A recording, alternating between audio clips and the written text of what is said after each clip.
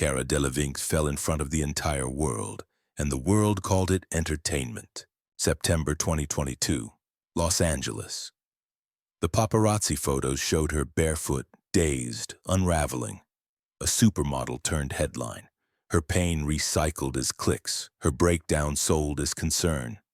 For 10 years, she'd made vulnerability look cool. Now she was living it, raw and unfiltered. What looked like collapse was really something else, the end of pretending. The images spread like wildfire across tabloids and social media. Here was a woman who had graced the covers of Vogue, walked for Chanel, starred in Hollywood films, reduced to a spectacle on an airport tarmac. The cameras captured every stumble, every vacant stare, every moment of confusion. And the public consumed it hungrily, packaging her suffering as either cautionary tale or gossip fodder. But this wasn't the first time Cara had been watched. She'd been performing since childhood, trained in the art of appearing fine when everything was falling apart. What made September 2022 different was simple. She stopped performing. The mask cracked. The carefully constructed persona of the quirky, fearless model who turned awkwardness into brand identity finally gave way to something more honest and infinitely more terrifying. The truth. What happens when the mask you built to survive becomes the thing that kills you? She grew up where privilege was currency and pain was inheritance. Born August 12, 1992 in London's Hammersmith district, Cara Jocelyn Delevingne entered a world of aristocratic lineage and carefully maintained appearances. Her father, Charles Delevingne, was a property developer with connections threading through British high society. Her mother, Pandora Ann Stevens, descended from minor nobility and moved in circles where reputation was everything and vulnerability was weakness. The Delevingne home was grand, elegant, filled with the trappings of wealth. But behind the tasteful decor and the perfectly curated family photos lay something darker, something rarely spoken about in polite company. Pandora struggled with heroin addiction throughout Cara's childhood. The disease was managed quietly, discreetly, in the way that wealthy families manage their inconvenient truths, through private treatment, through silence, through the pretense that everything was absolutely fine. Cara learned early that feelings were not for public consumption. She learned to read the room, to gauge her mother's moods, to make herself small or entertaining depending on what the moment required. She developed what would later become her signature trait, the ability to turn pain into performance, to weaponize her own discomfort into something that looked like confidence. Her first lesson wasn't how to pose, it was how to pretend everything was fine. Her older sisters, Poppy and Chloe, navigated the same terrain. But Cara was different. Where her sisters learned to be poised, Cara learned to be loud. Where they learned elegance, she learned disruption. If the family required performance, she would give them a show they couldn't ignore. The wild eyebrows, the goofy faces, the deliberate rejection of conventional beauty standards, all of it began as survival strategy, a way to control the narrative before someone else could. But beneath the performance was a child who desperately wanted to be seen, truly seen, not as entertainment or burden, but as human. The home videos from that era show a girl mugging for the camera, pulling faces, demanding attention. What they don't show is the girl who lay awake at night wondering if she was fundamentally broken, if the sadness that lived inside her chest was something she'd inherited along with the aristocratic cheekbones and the family name. Could her early childhood experiences have laid the foundation for later triumphs or tragedies? School offered no refuge. Cara attended the prestigious Bedales School in Hampshire, known for its progressive approach and creative emphasis. But progressive didn't mean kind. She was bullied relentlessly, targeted for being too much or not enough, depending on the day. Her dyspraxia made certain tasks difficult. Her emotional intensity made her an easy target. She learned to laugh louder than everyone else, to turn the joke on herself before someone else could, to make her difference look deliberate, The anxiety started early. The depression followed. By her early teens, Cara was self-harming, carving her distress into her own skin in places no one would see. She developed patterns that would haunt her for years, using her body as the site of control when everything else felt chaotic, numbing emotions that threatened to overwhelm, performing wellness while quietly falling apart. At 15, she made a decision that would change everything. She sent photos to Storm Model Management, one of London's most prestigious agencies. It wasn't about beauty or fashion. It was about escape. Modeling offered a way out of the claustrophobia of her own life, a structure where performance was rewarded, where being looked at was the entire point.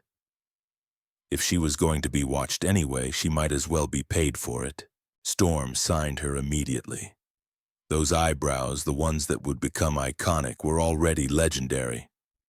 But more than that, there was something in her eyes, something wild and wounded and utterly compelling. The camera loved her because she gave it everything, the joy, the pain, the defiance. She didn't know how to hold anything back. The early years of modeling were a grind.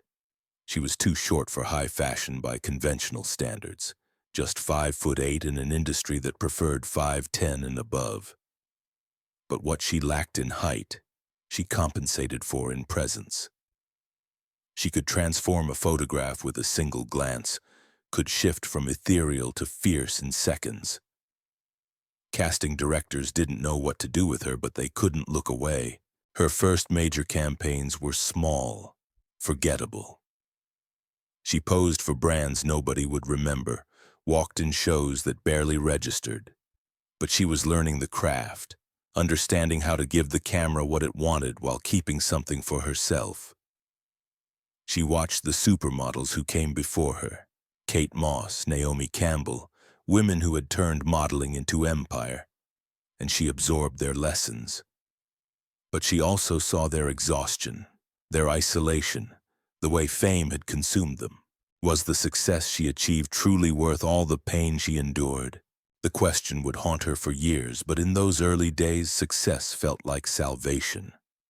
Every booking was validation. Every campaign was proof that she mattered, that she was more than the sad girl who carved pain into her own flesh. More than the daughter of an addict, more than the weird kid who got bullied at school. She made rebellion profitable, weirdness desirable, and joy look easy. The breakthrough came in 2011 when Christopher Bailey cast her in the Burberry campaign. Suddenly, at 19, Cara was everywhere. The British brand had found its muse, and she embodied everything they wanted to project. Aristocratic heritage mixed with modern irreverence, tradition laced with disruption. She appeared in their ads alongside stellar names, but it was her face that people remembered. Then came 2012, and with it an explosion. Chanel, Dolce & Gabbana, Jason Wu, Oscar de la Renta, Burberry again. She walked 91 runway shows that year, a punishing schedule that left her exhausted and exhilarated in equal measure. Karl Lagerfeld called her his muse. Anna Wintour put her in vogue. The fashion world had found its new darling, and Cara played the part perfectly. But she wasn't just playing by the old rules. She was rewriting them. While other models maintained aloof, untouchable personas, Cara was posting goofy selfies on Instagram, making weird faces, showing behind-the-scenes chaos. She brought her whole self to the industry. The awkwardness, the humor, the refusal to be polished. In an era when social media was beginning to dominate, she understood instinctively that authenticity, even performed authenticity, was the new currency. Cara wasn't fearless. She just weaponized her fear better than anyone else. Her friendship circle reflected her status. Rihanna, Kendall Jenner, Sienna Miller, Rita Ora. She moved through elite circles with the ease of someone born to them, but she brought an energy that was entirely her own. At parties, she was the wildest one in the room. In interviews, she was honest to the point of recklessness. She talked about her mental health struggles, her sexuality, her messiness. She made vulnerability look cool. But these friendships existed in a peculiar ecosystem where loyalty and publicity were often indistinguishable. Every dinner became paparazzi content. Every vacation spawned 100 Instagram posts. The line between genuine connection and strategic alliance blurred until it disappeared entirely. Were these people her friends because they loved her? Or because being associated with her elevated their own brands? Did it matter? Could authentic intimacy even exist when every moment was potentially monetizable? Cara's relationship with her sexuality became part of her brand, but it was also deeply personal. She came out as bisexual in 2014 at a time when such declarations still carried professional risk. She talked about being fluid, about loving people regardless of gender, about refusing to be boxed into convenient categories. The LGBTQ+ community embraced her as an icon, but there was something performative about it too. The way every relationship became a public spectacle, the way her queerness was packaged and sold alongside her eyebrows and her irreverence. She dated women openly, defiantly, but the relationships themselves suffered under the weight of constant observation. Her romance with musician Annie Clark, known professionally as St. Vincent, lasted nearly 2 years and seemed genuinely deep. They were photographed together constantly, at Glastonbury, at fashion shows, holding hands in airports. Annie was older, more established, supposedly more stable, but even she couldn't protect Cara from herself, from the demons that drove her to drink too much, party too hard, seek oblivion in all the wrong places. When that relationship ended in 2016, Cara spiraled. The breakup was never publicly explained, but those close to her knew the truth. Annie had grown tired of competing with Cara's addictions, with the chaos that surrounded her, with the impossible task of loving someone who didn't love herself. The loss devastated Cara in ways that no career setback ever had. It confirmed her deepest fear, that she was unlovable, that anyone who truly knew her would eventually leave. The eyebrows became a movement. Women stopped plucking, started embracing thickness. Cara's face became a template, her style a blueprint. She wasn't just modeling clothes, she was modeling a way of being, a version of young womanhood that rejected perfection in favor of something more raw and real. By 2013, she was one of the highest-paid models in the world, earning millions, appearing in campaigns for every major luxury brand. Magazine covers multiplied. Her Instagram following exploded. She became a cultural phenomenon, not just a model, but a personality, a brand unto herself. Everything she touched turned to gold. Everything she wore became a trend. Everything she said became a headline. But the schedule was unsustainable. Fashion Week became a nightmare. Back-to-back shows across 4 cities, New York, London, Milan, Paris, each one requiring a different version of herself. She would land in a city, get fitted, walk the show, do press, attend parties, sleep for 3 hours, then fly to the next city and repeat. Her body ran on adrenaline and champagne. Her mind ran on fumes. The pressure to maintain the image was suffocating. She was supposed to be the fun one, the carefree one, the model who didn't take anything too seriously. But behind the Instagram posts and the red carpet appearances, she was drowning. The anxiety attacks became more frequent. The depression deepened. She started drinking more, partying harder, anything to quiet the noise inside her head. In 2014, she made a pivot. She announced she was pursuing acting, that modeling had become a bit boring. The fashion industry recoiled. How dare she? They had made her a star, and now she was walking away. But Cara didn't care. She needed escape, needed to prove she was more than a face, more than a body for other people to project their fantasies onto. Her first major role came in 2015 with Paper Towns, based on the John Green novel. She played Margot, the enigmatic girl next door who disappears, leaving behind cryptic clues. Critics were lukewarm, but the film was a modest success. She followed it with Suicide Squad in 2016, playing the supernatural villain Enchantress. The movie was critically panned, but it grossed over $700 million worldwide. She was now a Hollywood actress with all the validation and scrutiny that came with it, but acting didn't provide the escape she'd hoped for. If anything, it intensified the pressure.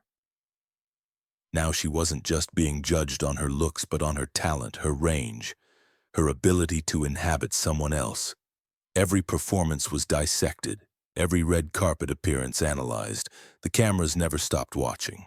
Behind all that glamour, was there an unbearable loneliness that nobody saw? The answer was yes. Beneath the designer dresses and the movie premieres, Cara was collapsing. She was drinking heavily, using drugs to cope with the anxiety and depression that never went away. Her relationships were volatile, intense, public. She dated women openly at a time when bisexuality in Hollywood was still considered risky. She dated St. Vincent, the musician Annie Clark, in a relationship that was passionate and painful and endlessly photographed. She dated actress Ashley Benson years later in a romance that felt both genuine and performative, intimate and exposed. Every relationship became content. Every heartbreak became a headline. The public consumed her love life with the same hunger they consumed everything else about her. She gave them access because that's what the game required, but the cost was steep. She was never off duty. There was no private self, only the public performance of selfhood. The parties got wilder. The drinking got worse. She showed up to events visibly intoxicated. She gave interviews that were rambling and unfocused. Industry insiders whispered about her behavior, but publicly, everyone maintained the fiction that she was just being Cara, wild, unpredictable, gloriously messy. By 2017, she was in free fall. She later described this period as her darkest, when she felt completely lost, completely alone despite being constantly surrounded by people. She was using cocaine regularly, drinking to blackout, numbing herself in any way she could. The girl who had once weaponized her pain into performance now couldn't perform at all. The mask was slipping, and underneath was something too raw, too real for public consumption. It wasn't a fall from grace, it was grace refusing to hide anymore. In August 2017, Cara had a moment of clarity. She was at a music festival, high and drunk, and she looked around at the chaos and realized she was going to die if she didn't change. Not metaphorically. Literally. Her body couldn't sustain the abuse. Her mind was fragmenting. She was 25 years old and already worn down to nothing. The festival was Glastonbury, though she never confirmed it publicly. She'd gone with friends, people she trusted, but at some point during the weekend she found herself alone in a tent, unable to remember how she got there, unable to recognize the person staring back at her in a pocket mirror. Her hands were shaking. Her heart was racing. She couldn't tell if she was dying or just wished she was. That's when something broke open inside her. Not dramatically, not cinematically, but quietly. A small voice underneath all the noise asking a simple question. Is this really how you want to die? Surrounded by strangers, reduced to a cautionary tale, another talented young woman who couldn't handle fame. The answer came immediately, clearly. No.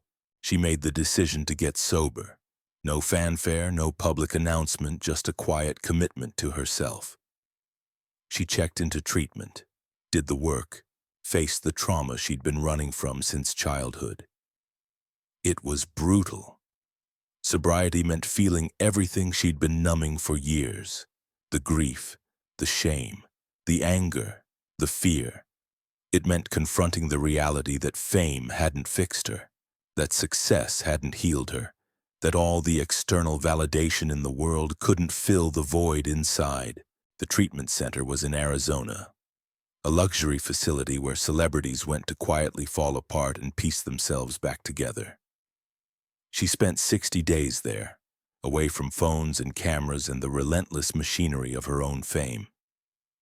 She did group therapy with other addicts, people who knew nothing about fashion or films or Instagram followers. She was just Cara, a woman who couldn't stop hurting herself trying to learn how to live without substances to mediate reality. She learned that her addiction wasn't really about drugs or alcohol. Those were just symptoms. The real addiction was to performance, to external validation, to the constant need to be seen and celebrated and desired.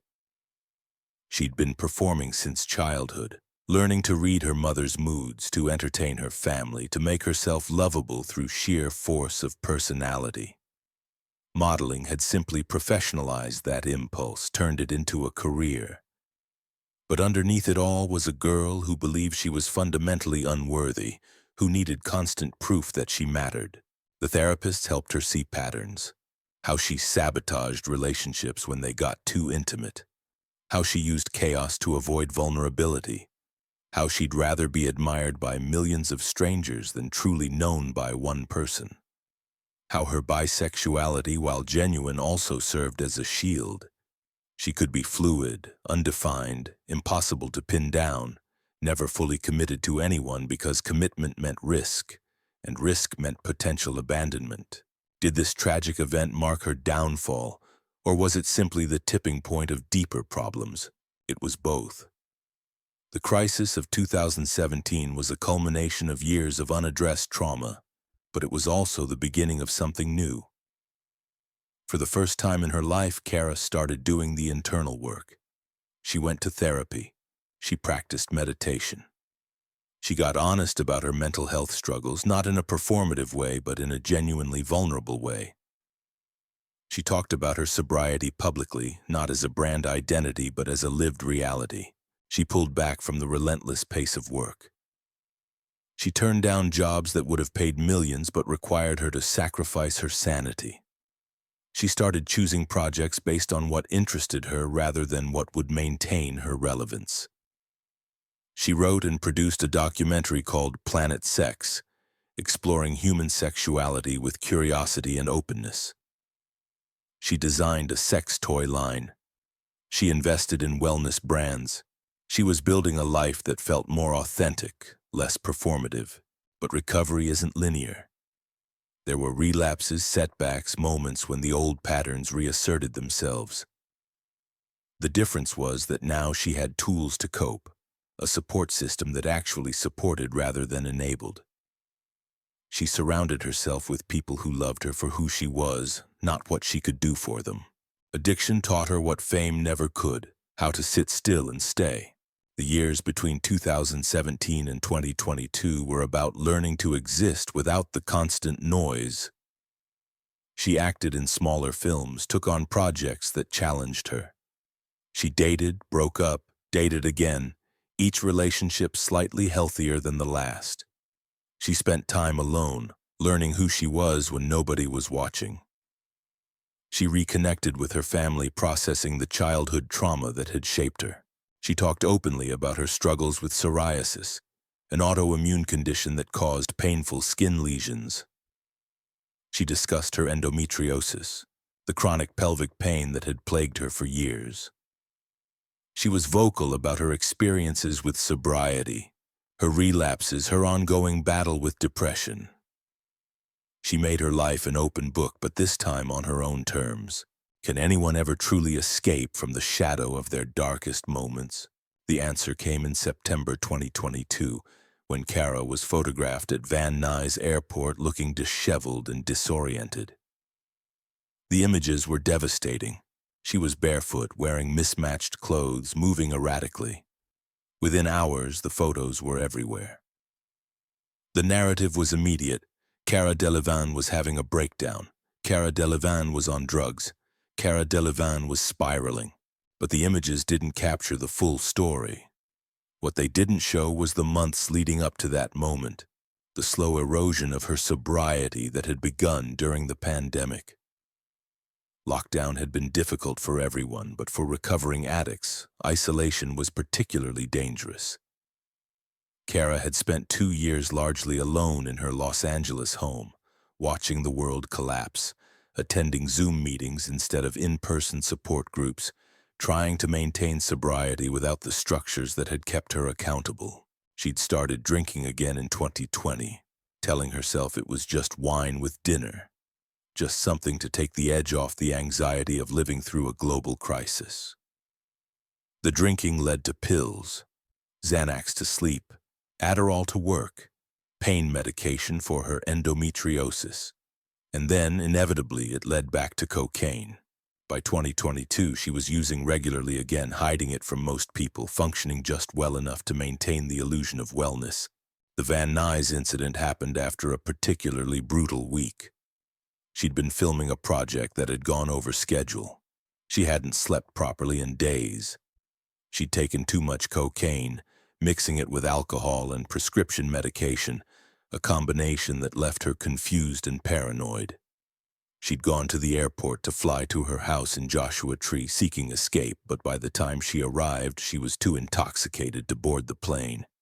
Security was called, friends were contacted, and the paparazzi, who always seemed to know when someone was at their most vulnerable, captured everything. When the body finally stopped performing, the cameras didn't. Her family and friends released statements expressing concern. Interventions were staged. The media machine that had built her up now tore her down with equal fervor. Every detail was scrutinized, every photo analyzed. Addiction specialists who had never met her offered diagnoses. Former colleagues shared their concerns. The public watched with morbid fascination as someone they'd followed for years fell apart in real time. Cara disappeared from public view. For weeks there was silence. Speculation ran wild. Was she in rehab? Was she dying? Had she given up? The absence of information only intensified the narrative. She became a cautionary tale, proof that fame destroys, that beauty fades, that the industry chews people up and spits them out. But something else was happening in that silence. Cara was doing the hardest work of her life. She was getting honest about her relapse, about the cocaine use that had started again during the pandemic, about the way sobriety had slipped away gradually and then all at once. She was facing the reality that recovery required vigilance, that healing wasn't a destination but a daily practice. In December 2022, she broke her silence. Not with a glossy magazine cover or a carefully crafted PR statement, but with a raw, honest Instagram post. She talked about her relapse, her shame, her determination to get well. She thanked the people who had supported her. She acknowledged the pain she'd caused. She committed to getting help. The response was mixed. Some praised her honesty. Others criticized her for glamorizing addiction. But Cara wasn't performing anymore. This wasn't about managing her image or controlling the narrative. This was about survival. Her recovery wasn't glamorous, it was maintenance. The daily choreography of staying. She went back to treatment. She rebuilt her sobriety one day at a time. She leaned on her support system. She practiced the tools she'd learned years earlier. She got radically honest about her limitations, about what she could and couldn't handle. She stopped apologizing for taking care of herself. By early 2023, she was back in public, but different, quieter, more grounded. She appeared at events looking healthy, clear-eyed, present. She gave interviews about her journey, but without the performative vulnerability of earlier years. She was just telling the truth, simply and directly. In March 2023, she walked in the Burberry show during London Fashion Week. It was her first runway appearance in years. The fashion world watched anxiously, wondering if she could still do it, if the magic was still there. She walked out in a tailored coat, her eyebrows as fierce as ever, her gaze steady and strong. The applause was thunderous. She had returned, but not as the wild child they remembered. She returned as someone who had survived. Were these final decisions acts of surrender or courageous acts of self-preservation? They were both. Cara's choice to step back, to prioritize her health over her career, was an act of surrender to reality. She couldn't keep living the way she'd been living, but it was also profoundly courageous. In an industry that demands constant productivity, constant visibility, constant performance, choosing to rest is radical. Choosing to heal is rebellion. She stopped trying to impress the mirror and started meeting her reflection. She started a podcast called Make It Rain, co-hosted with her friend Nikki Glazer, where they talked about relationships, sexuality, mental health, all the messy, complicated parts of being human. She collaborated with brands on her own terms, only endorsing products she genuinely believed in. She continued acting, but with more selectivity, choosing roles that interested her rather than ones that would maintain her relevance. She bought a house in Los Angeles, a sanctuary away from the noise. She adopted a dog. She spent time in nature. She cooked meals. She went to therapy. She called her sponsor. She showed up for her friends when they needed her. She built a life that looked nothing like the one she'd had before, and that was exactly the point. In interviews, she talked about the September 2022 photos with remarkable clarity. She wasn't ashamed of them anymore. They were evidence of how sick she'd been, how desperately she'd needed help. They were also evidence that she'd survived. The worst moment of her life had been captured and distributed globally, and she'd lived through it. There was power in that. She became an advocate for mental health and addiction recovery, but not in a celebrity spokesperson way. She just lived her life openly, honestly, showing that recovery was possible, that relapse didn't mean failure, that healing was an ongoing process. She made it clear that she wasn't perfect, that she struggled daily, that sobriety required work. But she also made it clear that it was worth it. By 2024, Cara had reached a place of equilibrium. Not happiness exactly, but something more sustainable, acceptance. She accepted that she would always battle depression and anxiety. She accepted that addiction would always be part of her story. She accepted that fame came with scrutiny she couldn't control. But she also accepted that she had agency, that she could set boundaries, that she didn't owe the world constant access to her pain. She showed up to events when she wanted to. She posted on social media sporadically without the pressure to maintain a constant presence. She worked on projects that fulfilled her. She spent time with people who genuinely cared about her. She practiced the small, unglamorous acts of self-care that kept her sane: sleep, exercise, therapy, community. Her eyebrows made her famous. Her vulnerability made her human. Her survival made her something else entirely, a testament to the possibility of transformation, of choosing life over performance, of being over seeming. Because in a world that feeds on performance, staying real is the loudest act of all. Cara Delevingne at 32 is not the same person who walked the Burberry show at 19. She's not the same person who spiraled at Van Nuys Airport at 29. She's someone who has died and been reborn multiple times, each iteration wiser and more scarred. She carries her past with her, but she's no longer defined by it. She talks now about wanting to help other young people struggling with mental health and addiction. She wants to use her platform not to sell products or maintain relevance, but to tell the truth about what fame costs, what visibility demands, what it takes to survive in an industry designed to consume you. She wants young models to know that they don't have to destroy themselves to be successful, that boundaries are possible, that asking for help is strength, not weakness. But there's complexity in this too. Can someone who profited enormously from an exploitative system truly critique it? Can Cara speak truth about the fashion industry when she's also one of its greatest success stories? She's grappling with these contradictions, trying to figure out how to be honest without seeming ungrateful, how to acknowledge her privilege while also honoring her pain. She's been approached multiple times about writing a memoir, and she's started the process several times, only to abandon it when the work becomes too difficult. How do you write honestly about your life when so much of it has already been documented, commodified, sold? How do you reclaim your own narrative when the world thinks it already knows your story? And how do you tell the full truth, about the drugs, the sex, the relationships that damaged you, the people who enabled you without either destroying others or sacrificing your own recovery.